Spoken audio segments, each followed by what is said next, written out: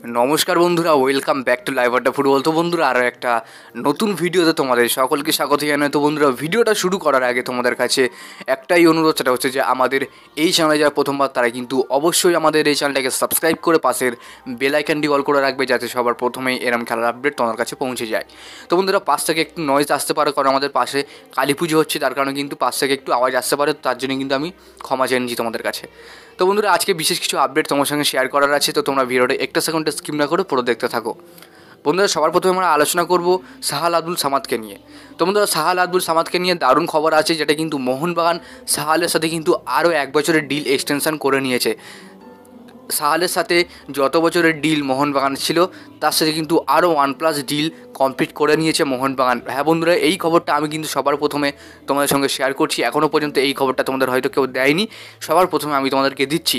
সাহালের সাথে কিন্তু আরও 1 বছরের ডিল এক্সটেনশন করে নিয়েছে মোহনবাগান। তো তোমাদের কি মতামত, বা তোমরা কি ভাবছো, তোমরা কিন্তু অবশ্যই তোমাদের পার্সোনাল মতামত তোমরা কিন্তু অবশ্যই নিচে কমেন্ট বক্সে জানাতে পারো। বন্ধুরা, পরের আপডেট দেবো দীপক টাংরিকে নিয়ে। তো বন্ধুরা, দীপক টাংরিকে নিয়ে বেশ কয়েকদিন আগে আমি ভিডিও বানিয়েছিলাম এবং আমি বলেছিলাম যে দীপক টাংরির সাথে কিন্তু মোহনবাগান আর কন্টিনিউ করবে না। কারণটা হলো, দীপক টাংরির সাথে কিন্তু মোহনবাগানের চুক্তি শেষ হয়ে যাচ্ছে এবং আশিস রায়ের সাথেও কিন্তু চুক্তি মোহনবাগানের শেষ হয়ে যাচ্ছে। আর কিন্তু আশিস রায়কে কিন্তু মোহনবাগান ছেড়ে দিতে পারে। এই আশিস রায় এবং দীপক টাংরি, এই দুটো প্লেয়ারকে কিন্তু মোহনবাগানে একসাথে রিলিজ করতে পারে। হয়তো একজনকে পুরোপুরি বাদ দিতে পারে বা একজনকে লোনে পাঠাতে পারে, এমনটাই খবর বেরিয়ে আসছে। তবে তোমাদের কি মনে হয় যে আশিস রায় এবং দীপক টাংরি এই দুজনকে যদি মোহনবাগান থেকে করে দেওয়া হয়, তাহলে কি মোহনবাগানের কোনো সুবিধা হবে নাকি অসুবিধা হবে? তোমরা কিন্তু অবশ্যই জানিয়ে দিও। বা মোহনবাগানের কোনো লাভ হবে নাকি লোকসান হবে, অবশ্যই তোমাদের মতামত তোমরা অবশ্যই নিচে কমেন্ট বক্সে জানিয়ে দাও। কারণ দেখো, দীপক টাংরি সেরকম একটা গেম টাইম পাচ্ছে না মোহনবাগানে, এবং দীপক টাংরি ভালো একজন প্লেয়ার। তো সেক্ষেত্রে দীপক টাংরির উচিত যে মোহনবাগান ছেড়ে তিনি অন্যান্য দলে চান্স নিক। এমনটা শোনা যাচ্ছে যে দীপক টাংরিকে টার্গেট করেছে তোমার পাঞ্জাব এফসি, এমনটা খবর বেরিয়ে আসছে। তবে এই খবরের এখনও কিন্তু সত্যতা না পাওয়া পর্যন্ত খবরটা আমি তোমাদেরকে কনফার্ম দিতে পারছি না। শুধুমাত্র এই খবরটা এসেছে যে পাঞ্জাব এফসি দীপকের ওপরে একটা ইন্টারেস্ট শো করেছে, জাস্ট এটাই বলার ছিল তোমাদেরকে, জাস্ট রিউমার। তো যাক বন্ধুরা, পরের আপডেটটা দেবো কিন্তু মোহনবাগানের ফরেনার প্লেয়ারকে নিয়ে।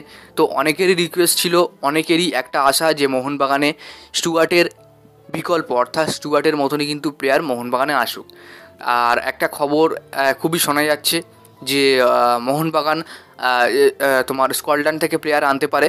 এবং আরেকটা খবর বেরিয়ে আসছে, এটা কিন্তু আমি তোমাদেরকে দিয়েছি, যে মলিনা তার পছন্দের প্লেয়ার কিন্তু স্পেন থেকে আনতে পারে, অর্থাৎ স্পেনের মিডফিল্ডার প্লেয়ার আনতে পারে হোসে মলিনা, এমনটাই খবর বেরিয়ে আসছে। তবে এই যে খবর বেরিয়ে আসছে, এখনও কিন্তু কনফার্ম আপডেট পাওয়া যায়নি। তবে এইটুকু শোনা যাচ্ছে, হয়তো স্কটল্যান্ড থেকে হতে পারে কিংবা স্পেন থেকে হতে পারে। এই দুটো দেশ থেকে কিন্তু মিডফিল্ডার মোহনবাগান 2026 সিজনে আনতে পারে, এমন খবর বেরিয়ে আসছে।